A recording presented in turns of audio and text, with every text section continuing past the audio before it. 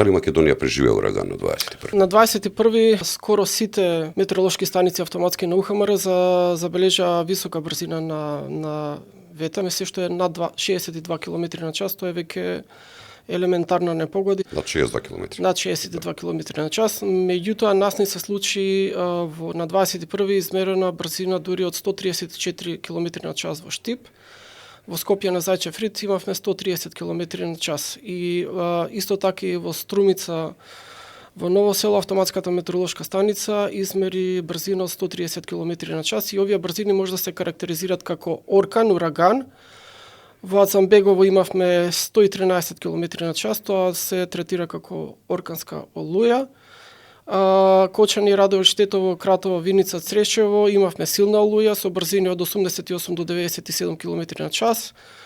Тополчани, Кавадарци, Ѓуриште имавме од 80 до 85 км на час и над 62 км на час имавме во Прилеп, Дојран, Јасен, Пожар, Валандово, Гевгелијас, Скопје, Газибава, Струмица, Градско, олуен ветер. Значи, скоро цела територија на државата на Македонија беше офатена со многу силен ветер, од оркан, ураган па до олуен ветер.